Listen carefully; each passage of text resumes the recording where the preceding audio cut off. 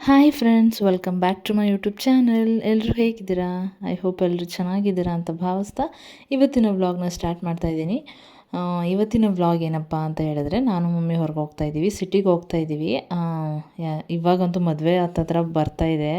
Daily ಅಲ್ಲಿ ಇಲ್ಲಿ ಹೋಗೋದೇ ಆಗಿದೆ. ಸ್ವಲ್ಪ ಸ್ವಲ್ಪ ಮದುವೆ ಟೈಮ್ಗೆ ಏನೇನು ಬೇಕೋ ಎಲ್ಲನೂ ಸ್ವಲ್ಪ ಸ್ವಲ್ಪ ತಂದು ಇಟ್ಕೊಂಬಿಡೋಣ. ಅವಾಗೆಲ್ಲನೂ ಒಟ್ಟಿಗೆ ತಲೆಗೆ ಹಾಕೊಳ್ಳೋದಕ್ಕಾಗಲ್ಲ ಅಂತ ನಾನು ಮಮ್ಮಿ ಹೋಗ್ತಾ ಇದ್ದೀವಿ.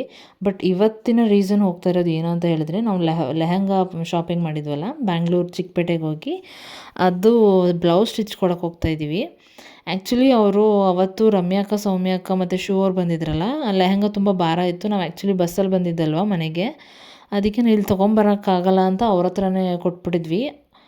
ಸೊ ಅವರು ಕೊಟ್ಬಿಟ್ಟು ಬಂದಿದ್ದರು ನಂದು ಲೆಹಂಗಾನ ಸ್ಟಿಚ್ಚಿಗೆ, ಬಟ್ ಡಿಸೈನ್ ಏನೂ ಹೇಳಿರಲಿಲ್ಲ. ಸೊ ಇವಾಗ ಅದೇ ಶಾಪಿಗೆ ಹೋಗಿ ನಾನು ಮಮ್ಮಿ ಇಬ್ಬರು ಡಿಸೈನ್ ಸೆಲೆಕ್ಟ್ ಮಾಡಿಕೊಂಡು ಹೇಳಕ್ಕೆ ಹೋಗ್ತಾಯಿದ್ದೀವಿ, ಯಾವ ಥರ ಡಿಸೈನ್ ಬೇಕು ಬ್ಲೌಸ್ ಸ್ಟಿಚ್ಚಿಂಗಿಗೆ, ಮತ್ತು ಇನ್ನು ಮಿಕ್ಕಿದ್ದು ಇನ್ಯಾವುದಿದೆ ಅಂತ ಸ್ವಲ್ಪ ಕ್ಲಾರಿಫೈ ಮಾಡಿಬಿಡೋಣ. ಅವತ್ತು ಕ್ಯಾರಿ ಮಾಡ್ಕೊಂಡು ಬರೋಕ್ಕಾಗಲ್ಲ ಅಂತ ಅವ್ರ ಹತ್ರನೇ ಕೊಟ್ಬಿಟ್ಟಿದ್ವಿ. ಸೊ ಅವ್ರು ಅಲ್ಲಿಂದನೇ ಅಲ್ಲೇ ತೊಗೊಂಡೋಗಿ ಕೊಟ್ಟಿದ್ರಲ್ಲ ಶಾಪ್ಗೆ. ಸೊ ಇವತ್ತು ಹೋಗಿ ಬ್ಲೌಸ್ ಡಿಸೈನ್ ಹೇಳ್ಬಿಟ್ಟು ಬರೋಣ ಅಂತ ಮೀನಾ ಬಜಾರ್ಗೆ ಹೋಗ್ತಾಯಿದ್ದೀವಿ ನಾವು ಆ್ಯಕ್ಚುಲಿ. ಮತ್ತು ಇನ್ನೊಂದು ಕೆಲಸ ಏನಂತಂದರೆ, ಮೀನಾ ಬಜಾರ್ಗೂ ಹೋಗೋಕ್ಕೂ ಮುಂಚೆನೇ ನಾವು ಮಮ್ಮಿಗೆ ಸ್ಯಾರಿ ಶಾಪ್ ಮಾಡೋಣ ಅಂತ ಹೋಗ್ತಾಯಿದ್ದೀನಿ. ಫಸ್ಟೇ ತೊಗೊಂಬರೋಣ, ಆಮೇಲೆ ಅವರು ಬ್ಯುಸಿ ಆಗೋದ್ರೆ ಅವ್ರಿಗೂ ಕಷ್ಟ ಆಗುತ್ತೆ ತೊಗೊಂಬರೋದು. ಆ್ಯಂಡ್ ಇನ್ನೊಂದೇನಂತ ಹೇಳಿದ್ರೆ, ಆಮೇಲೆ ಸ್ಯಾರಿ ತೊಗೊಳೋದೆಲ್ಲ ಇಂಪಾರ್ಟೆಂಟ್, ಅದು ಬ್ಲೌಸ್ ಸ್ಟಿಚ್ಚಿಂಗೇ ತುಂಬ ಕಷ್ಟ. 1 ವೀಕ್ ಅಂತ ಹೇಳಿದ್ರೆ 15 ಡೇಸ್ 1 ಮಂತ್ ಮಾಡ್ತಾರೆ.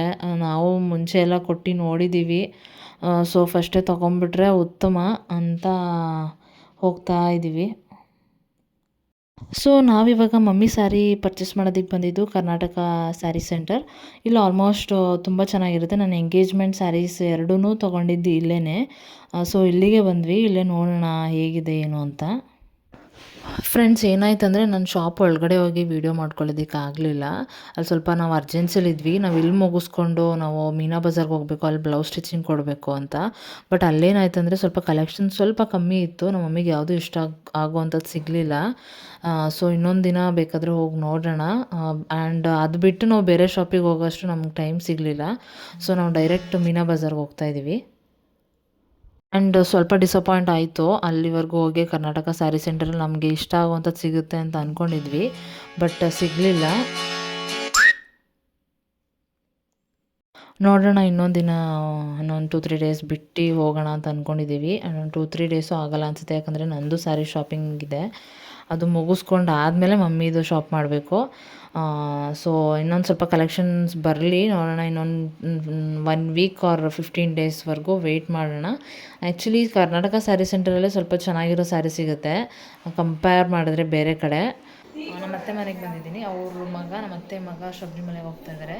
ಸೊ ನಮ್ಮ ಮಮ್ಮಿ ಮತ್ತು ನಾನು ಬಂದಿದ್ದೀವಿ. ಬೆಳಿಗ್ಗೆ ಬರೋಕ್ಕೆ ಹೇಳಿದ್ರು. ನಾವು ಒಂದು 10ಗೆ ಬಂದಿದ್ದೀವಿ. ಆಲ್ಮೋಸ್ಟ್ 12 ಆಯಿತು. ಎಲ್ಲರೂ ಅಡುಗೆ ಮಾಡೋಕ್ಕೆ ರೆಡಿ ಮಾಡ್ಕೊತಾ ಇದ್ದಾರೆ. ನೋಡೋಣ ಬನ್ನಿ ಎಲ್ಲ ಏನು ಮಾಡ್ತಾಯಿದ್ದಾರೆ ಅಂತ. ಹಾಗೆ ಫ್ರೆಂಡ್ಸ್, ನೀವು ನೋಡ್ತಾ ಇರ್ಬೋದು, ಅಡುಗೆ ಮಾಡೋದಕ್ಕೆ ಎಲ್ಲನೂ ರೆಡಿ ಮಾಡ್ಕೊತಾ ಇದ್ದಾರೆ. ನಾನು, ಮಮ್ಮಿ ಮತ್ತು ಆಂಟಿ 3 ಜನನೂ ಒಟ್ಟಿಗೆ ಬಂದ್ವಿ ಅತ್ತೆ ಮನೆಗೆ. ಅತ್ತೆ ಮನೆ ಅಂತಂದರೆ ನಮ್ಮ ಅಪ್ಪನ ತಂಗಿಯವರು. ನಮ್ಮ ಮನೆ ಹತ್ರನೇ ಇರೋದು. ನಮ್ಮ ಮನೆಯಿಂದ ಒಂದು 5 ಮಿನಿಟ್ಸ್ ವಾಕಬಲ್ ಡಿಸ್ಟೆನ್ಸ್ ಅಷ್ಟೇ. ಅವ್ರ ಮನೆಗೆ ಬಂದ್ವಿ. ಮತ್ತು ಎಲ್ಲ ಅವರೇ ನೋಡಿ ಶಬರಿಮಲೆಗೆ ಹೋಗ್ತಾ ಇರೋದು, ನಾಚ್ಕೊಂಡು ಹೋಗ್ತಾ ಇದ್ದಾರೆ ಆ ಕಡೆ. ಅವ್ರ ವೈಫ್ ಇಲ್ಲಿ ಕೂತಿರೋದು. ಎಲ್ಲರೂ ಅಡುಗೆಗೆ ರೆಡಿ ಮಾಡ್ಕೊತಾ ಇದ್ದಾರೆ. ನಾನು ಕೂತ್ಕೊಂಡು ವೀಡಿಯೋ ಮಾಡ್ಕೊತಾ ಇದ್ದೀನಿ. ಒಳಗಡೆ ನಮ್ಮ ಮಮ್ಮಿ ಇವರೆಲ್ಲ ರೆಡಿ ಮಾಡ್ಕೊಡ್ತಿದ್ದಾರೆ. ಒಳಗಡೆ ಅತ್ತೆ, ಮಮ್ಮಿ, ಅಜ್ಜಿ ಎಲ್ಲ ಅಡುಗೆ ಸ್ಟಾರ್ಟ್ ಮಾಡ್ಕೊತಾ ಇದ್ದಾರೆ. ಆಲ್ಮೋಸ್ಟ್ ಮಧ್ಯಾಹ್ನಕ್ಕೆಲ್ಲ ಊಟ ರೆಡಿ ಇರಬೇಕು ಅಂತ ಎಲ್ಲ ರೆಡಿ ಮಾಡ್ಕೊತಾ ಇದ್ದಾರೆ. ಹಾಗೆ ಎಲ್ಲರೂ ಮಾತಾಡಿಕೊಂಡು ಅವರು ಕೆಲಸ ಮಾಡ್ತಾಯಿದ್ರು, ನಾನು ವೀಡಿಯೋ ಮಾಡ್ಕೊತಾ ಇದ್ದೆ. ನಮ್ಮ ಅಜ್ಜಿ ಎಲ್ಲರಿಗೂ ಟೀ ಮಾಡ್ಕೊಂಬಂದು ಕೊಟ್ಟರು. ನಾನು ಟೀ ಕುಡಿತಾ ಕೂತಿದ್ದೀನಿ, ಹಾಗೆ ಮಾತಾಡಿಕೊಂಡು ಎಲ್ಲರ ಜೊತೆ. ನಾನು ಅಲ್ಲಿ ವಾಯ್ಸ್ ಡಿಸ್ಟರ್ಬೆನ್ಸ್ ಇರೋದ್ರಿಂದ ಎಲ್ಲದಕ್ಕೂ ವಾಯ್ಸ್ ಓವರೇ ಕೊಟ್ಬಿಟ್ಟಿದ್ದೀನಿ. ಇವಾಗ ಫ್ರೆಂಡ್ಸ್, ನೀವು ನೋಡ್ತಾ ಇರ್ಬೋದು, ಅಡುಗೆಗೆಲ್ಲ ಒಳಗಡೆ ರೆಡಿ ಮಾಡ್ಕೊತಾ ಇದ್ದಾರೆ ನಮ್ಮ ಮಮ್ಮಿ ಮತ್ತು ಅತ್ತೆ. ಇವ್ರು 3 ಜನನೂ ಅಡುಗೆಗೆ ರೆಡಿ ಮಾಡ್ಕೊತಾ ಇದ್ದಾರೆ. ಕ್ವಾಂಟಿಟಿ ಸ್ವಲ್ಪ ಜಾಸ್ತಿನೇ ಮಾಡ್ತಾಯಿದ್ದಾರೆ, ಯಾಕಂದರೆ ನಮ್ಮೂರಲ್ಲೇ ಅಂತಲ್ಲ ಬೇರೆ ಕಡೆನೂ ಅಷ್ಟೇ. ಏನಾದರೂ ಒಂದು ಫಂಕ್ಷನ್ ಮಾಡಬೇಕಂತಂದರೆ ಸ್ವಲ್ಪ ಅಡುಗೆಗೆ ಕ್ವಾಂಟಿಟಿ ಎಲ್ಲ ಜಾಸ್ತಿನೇ ಇರುತ್ತೆ ಅಂತ ನಾನು ಅಂದ್ಕೊತೀನಿ. ಪಾಯಸ, ಸಾಂಬಾರೆಲ್ಲ ರೆಡಿ ಆಗ್ತಾಯಿದೆ. ನಮಸ್ಕಾರ ಸ್ವಾಮಿಗಳೇ. ಇವರ ಫ್ರೆಂಡ್ಸ್ ಹೋಗ್ತಾ ಇರೋದು ಶಬರಿಮಲೆಗೆ. ಹುಷಾರಾಗಿ ಹೋಗ್ಬಿಟ್ಟು ಬನ್ನಿ.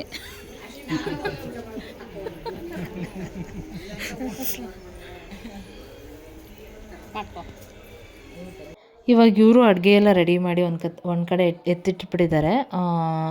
ಸೊ ಅದೆಲ್ಲ ಆದಮೇಲೆ ಶಬರಿಮಲೆಗೆ ಹೋಗುವಾಗ ಮನೆ ಬಿಡಿಸೋದು ಅಂತ ಇರುತ್ತಲ್ಲ, ಸೊ ಅದಕ್ಕೂ ಮುಂಚೆನೇ ದೊಡ್ಡವ್ರ ಕಾಲಿಗೆ ನಮಸ್ಕಾರ ಮಾಡಿ ಪೂಜೆ ಮಾಡಿ ಅದೆಲ್ಲ ಮಾಡ್ತಾಯಿದ್ದಾರೆ. ಆ್ಯಕ್ಚುಲಿ ಏನಂದರೆ ಅದು ಇವರೇನೆ ಮುಂಚೆ ತುಂಬ ವರ್ಷದ ಹಿಂದೆ ಹೋಗಿದ್ರು. ನನಗೆ ಅವಾಗ ನೆನಪು ಅಷ್ಟೇ, ಇನ್ಯಾರ್ದು ನೋಡಿಲ್ಲ ನಾನು. ಈ ರೀತಿ ಪೂಜೆ ಮಾಡೋದು, ಶಬರಿಮಲೆಗೆ ಹೋಗೋಕ್ಕೂ ಮುಂಚೆ ಏನೇನು ಪೂಜೆ ಮಾಡ್ತಾರೆ ಅದೆಲ್ಲ ನಾನು ಅಷ್ಟಾಗಿ ನಮ್ಮ ಮನೇಲಂತೂ ಯಾರೂ ಹೋಗಿಲ್ಲ, ಸೊ ನನಗೆ ಅಷ್ಟಾಗಿ ಗೊತ್ತಿಲ್ಲ. ಇವಾಗ ನೋಡ್ಕೊತಾ ಇದ್ದೀನಿ. ಶಿವರು ಹೋಗ್ಬೇಕಾದ್ರೆ ಆ್ಯಕ್ಚುಲಿ ಅವ್ರು ದೊಡ್ಡಮ್ಮನ ಮನೆಯಿಂದ ಹೋಗಿದ್ರಲ್ವ, ನನಗೂ ಅಷ್ಟಾಗಿ ಗೊತ್ತಾಗಿರಲಿಲ್ಲ. ಹಾಗೆ ಏನಂದರೆ ಫ್ರೆಂಡ್ಸ್, ಮನೆಯಲ್ಲಿ ಯಾರ್ಯಾರು ದೊಡ್ಡವ್ರು ಇರ್ತಾರೆ, ಅಪ್ಪ ಅಮ್ಮ ಅಜ್ಜಿ ತಾತ ಇನ್ನೂ ಎಷ್ಟೊಂದು ಜನ ಇರ್ತಾರಲ್ಲ, ಅವ್ರ ಕಾಲಿಗೆ ನಮಸ್ಕಾರ ಮಾಡಿ ಪೂಜೆ ಮಾಡಿ ಆಮೇಲೆ ಮನೆಯಿಂದ ಹೊರಡೋದಂತೆ. ಅವರು ನೋಡಿ ಎಲ್ಲರ ಕಾಲಿಗೂ ಪೂಜೆ ಮಾಡಿ ನಮಸ್ಕಾರ ಮಾಡಿ ಅವ್ರ ಆಶೀರ್ವಾದ ತೊಗೊಂಡು ಇವಾಗ ಮನೆ ಬಿಡಿಸೋದು ಅಂತ ಮಾಡ್ತಾರಲ್ಲ, ಸೊ ಮನೆಯಿಂದ ಹೊರಡ್ತಾರೆ. ಆಮೇಲೆ ಅವರು ಅದರ ಮಾರ್ನಿಂಗ್ ಅಂತೆ ಅವರು ಹೊರಡೋದು. ಇವಾಗ ಆಲ್ಮೋಸ್ಟ್ ಆಫ್ಟರ್ನೂನ್ ಆಗಿದೆ. ಇವಾಗ ಪೂಜೆ ಎಲ್ಲ ಮುಗಿಸಿ ಅವರು ಮನೆಯಿಂದ ಹೊರಟ್ಬಿಡ್ತಾರೆ. ನೈಟ್ ದೇವಸ್ಥಾನದಲ್ಲೇ ಸ್ಟೇ ಆಗಿ ಮಾರ್ನಿಂಗ್ ಅವರು ಹೊರಡ್ತಾರೆ. ಆ್ಯಕ್ಚುಲಿ ಏನಂದರೆ ಫ್ರೆಂಡ್ಸ್, ನಿಮಗೆ ಗೊತ್ತೇ ಇದೆ, ಶಿವರು ಒಂದು ವೀಕಲ್ಲ, ಒಂದು 10 days ಬ್ಯಾಕ್ ಅವರು ಶಬರಿಮಲೆಗೆ ಹೋಗಿದ್ರು. ಅವಾಗ ಅವರು ಊರಿಂದ ಹೋಗಿದ್ರಿಂದ ನನಗೆ ಈ ಥರ ಪೂಜೆ ಮಾಡಿ ಫ್ರೆಂಡ್ಸ್ ಏನಂದರೆ ಅವ್ರು ಯಾವ ಥರ ಹೋದ್ರು ಅಂತೆಲ್ಲ ನನಗೆ ಈ ಥರ ಪೂಜೆ ಮಾಡಿರಲಿಲ್ಲ. ಅಷ್ಟಾಗಿ ನೀಟಾಗಿ ಕೇಳ್ಕೊಂಡಿಲ್ಲ, ಇವಾಗ ಕಂಪ್ಲೀಟಾಗಿ ಗೊತ್ತಾಯಿತು. ಯಾಕಂದರೆ ಅವ್ರು ಊರಿಂದ ಹೋಗಿದ್ರಿಂದ ಪೂಜೆ ಮಾಡ್ತಾರೆ, ಮನೆಯಿಂದ ಹೋಗ್ತಾರೆ, ಪೂಜೆ ಮಾಡಿರೋದೆಲ್ಲ ಯಾವ ಥರ ಹೊರಟಿರೋದು ಅದೆಲ್ಲ ನಾನು ಆಮೇಲೆ ನೀವೆಲ್ಲ ಸೋಷಿಯಲ್ ಮೀಡಿಯಾದಲ್ಲಿ ವೀಡಿಯೋಸ್ ಎಲ್ಲ ನೋಡಿರ್ತೀರ ಶಬರಿಮಲೆಯಲ್ಲಿ ಎಷ್ಟೊಂದು ರಶ್ ಇತ್ತು ಅಂತಂತ. ಅವರು ಶಿವವ್ರು ಹೋಗಿದ್ದಾಗ ಅಂತೂ ಸಿಕ್ಕಾಪಟ್ಟೆ ರಶ್ ಇತ್ತು. ಅವರು ಫುಲ್ಲು ಮಾರ್ನಿಂಗಿಂದ ಈವ್ನಿಂಗ್ವರೆಗೂ ದರ್ಶನ ಮಾಡೋದಕ್ಕೆ ನಿಂತಿರೋ ಪ್ಲೇಸಲ್ಲಿ ಆಲ್ಮೋಸ್ಟ್ ನಿಂತಿದ್ರಂತೆ. ಇಲ್ಲ ಅಂತಂದರೆ ಆ್ಯಕ್ಚುಲಿ ಅವರು 1 day ಬ್ಯಾಕೇ ಬಂದುಬಿಡ್ತಾಯಿದ್ರು.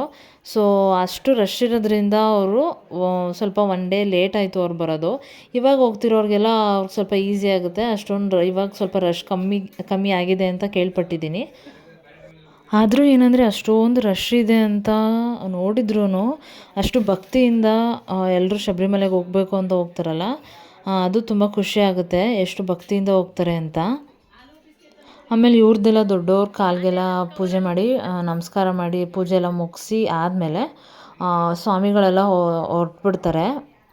ಆಮೇಲೆ ಇವಾಗ ಆಲ್ರೆಡಿ ಮಧ್ಯಾಹ್ನ 2:30 ಆಗಿಬಿಟ್ಟಿದೆ, ಲಂಚ್ ಟೈಮ್ ಆಗಿಬಿಟ್ಟಿದೆ. ಸೊ ಈಗ ಬಂದಿರೋರಿಗೆಲ್ಲ ಊಟ ಹಾಕಿ ಕಳಿಸ್ತಾರೆ ಮನೇಲಿ, ದೇವ್ರ ಪ್ರಸಾದ ಅಂತ.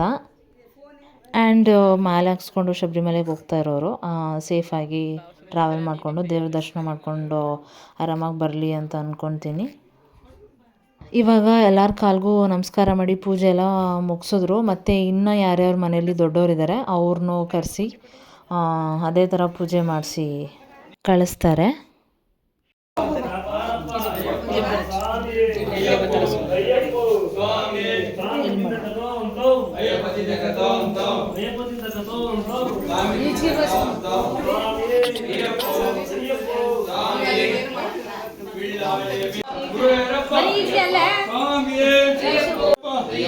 ಶರಣಮ್ಮಪ್ಪ ಬಂದೇವಪ್ಪ ಕಾಪಾಡಪ್ಪ ರಕ್ಷಿಸಪ್ಪ ಹೆಂಗುರ್ನಾಥ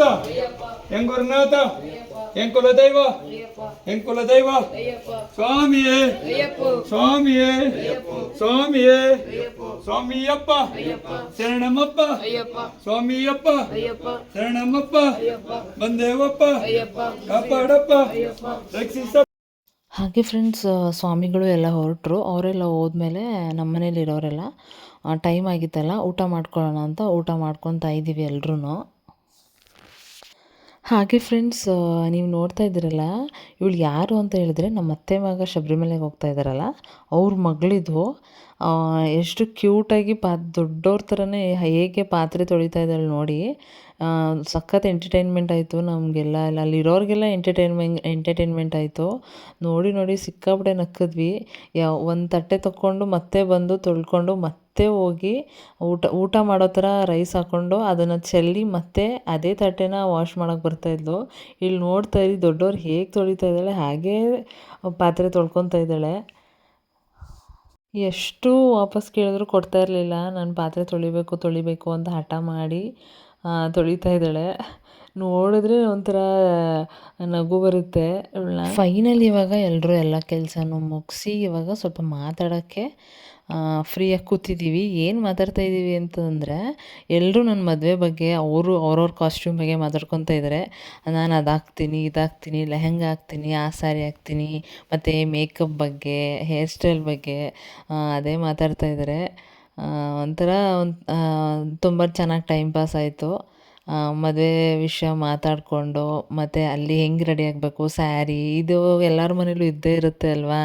ಒಂದು ಮದುವೆ ಏನಾದರೂ ರಿಲೇಟಿವ್ಸ್ ಮದುವೆ ಬಂದರೆ ಯಾವ ಸ್ಯಾರಿ ಹಾಕ್ಕೊಳ್ಳೋದು, ಯಾವ ಕಾಸ್ಟ್ಯೂಮ್ ಹಾಕ್ಕೊಳ್ಳೋದು, ಯಾವ ಹೇರ್ ಸ್ಟೈಲ್ ಮಾಡಿಸ್ಕೊಳ್ಳೋದು ಅದೆಲ್ಲ ಪ್ರಿಪ್ಲೇರ್ ಮಾಡ್ಕೊತಾ ಇರ್ತಾರೆ. ಸೊ ಹಾಗೆ ಇಲ್ಲೂ ಹಾಗೆ ಡಿಸ್ಕಸ್ ಮಾಡ್ತಾಯಿದ್ವಿ ಮದುವೆ ಬಗ್ಗೆ. ಆ್ಯಂಡ್ ನಾನು ಸುಮಾರು ದಿನ ಆದಮೇಲೆ ಒಂದು ಗುಡ್ ಟೈಮ್ ಸ್ಪೆಂಡ್ ಮಾಡಿದೆ. ಇದಾಗಿತ್ತು ಫ್ರೆಂಡ್ಸ್ ಇವತ್ತಿನ ವ್ಲಾಗ್. ಈ ವ್ಲಾಗ್ ನಿಮಗೆ ಇಷ್ಟ ಆಗುತ್ತೆ ಅಂತ ಭಾವಿಸ್ತೀನಿ. ಇಷ್ಟ ಆಗಿದ್ದರೆ ಲೈಕ್ ಮಾಡಿ, ಶೇರ್ ಮಾಡಿ, ಹಾಗೆ ಕಮೆಂಟ್ ಮಾಡಿ. ಆ್ಯಂಡ್ ಇನ್ನೂ ಯಾರು ನನ್ನ ಚಾನಲ್ನ ಸಬ್ಸ್ಕ್ರೈಬ್ ಮಾಡಿದೆ ಹಾಗೆ ವೀಡಿಯೋಸ್ನ ನೋಡ್ತಾ ಇದ್ದೀರಾ, ಪ್ಲೀಸ್ ಸಬ್ಸ್ಕ್ರೈಬ್ ಮಾಡಿಕೊಂಡು ವೀಡಿಯೋನ ನೋಡಿ ಅಂತ ಕೇಳ್ಕೊತೀನಿ. Thank you so much. ಹೀಗೆ ಸಪೋರ್ಟ್ ಮಾಡಿ ಫ್ರೆಂಡ್ಸ್. ಬಾಯ್ ಬಾಯ್.